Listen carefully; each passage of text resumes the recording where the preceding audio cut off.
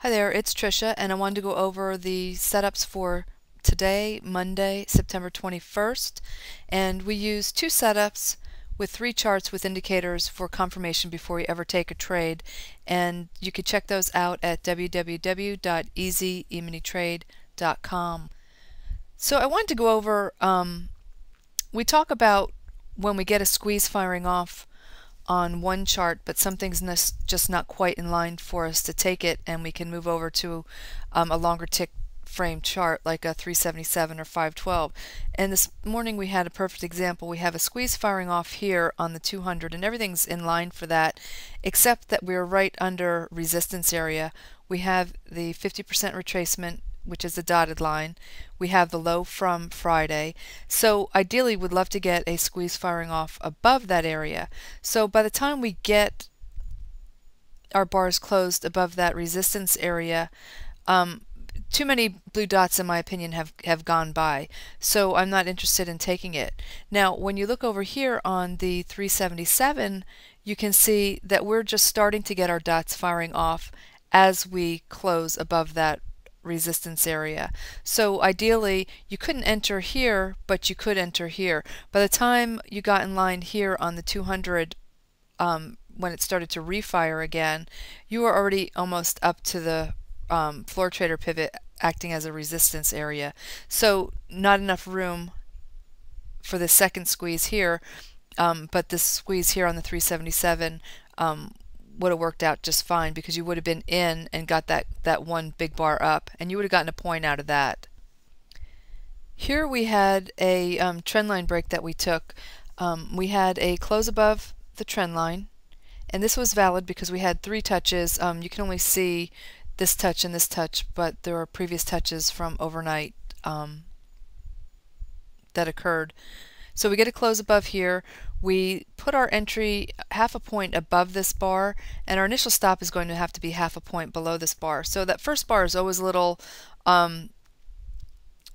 bit scary because of the size of the stop, but we're quickly moving our stop once the next bar completes. So we knew taking this that we had the 50% retracement right above us, and that could be an area where we would have issue.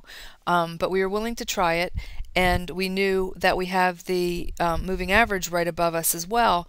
So likely that, we were not going to get above that area, because most of the time this will act as a support or resistance before it finally does break through. So we knew going into this that we had limited area above our head, but we decided to take it, and worked out for a point, and then we moved our stop to our entry and stopped out on our final thirds. We took 2/3 at a point profit and stopped out on our final third, again expecting that we would get a pullback here in this vicinity. We didn't have a squeeze firing off that we could take, which would was above this area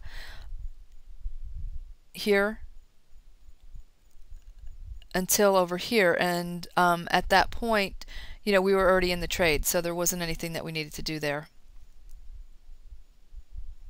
So another trade that we took was just before lunch, and it was firing off at 11:07, and we took it as it was firing off, and it was above our floor trader pivot, which was perfect. We had our initial target at 1060, which is right under the close from Friday. So that was a target that we knew likely would give us a stall. So we knew ahead of time that that was likely going to be the area that we got out, and you did finally break through that area, but when you take the trade, you don't know that you're going to break through that.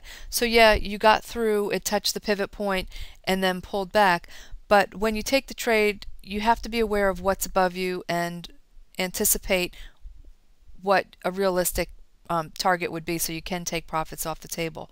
You did have a squeeze firing off here on the 200 as well, earlier than here, but the problem is that we didn't know we'd get right through this floor trader pivot, and so if you took the squeeze here, you don't have a lot of room above your head, so you do have the possibility that you would hit that and pull back and then be stopped out or break even or small loss. So when we're close to any area of resistance or support, then we like to get through it and then look for our entry.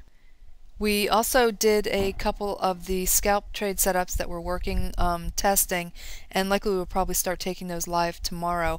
And they worked out well today as well. We took a couple of those this afternoon. So anyway, if you want to check out the setups, you can go to www.easyemintrade.com. I do have a couple openings in the chat room if anybody was interested. Just shoot me an email. I had a couple people asking about it, so there are a couple openings. And anyway, so I hope that helps, and we will see you tomorrow.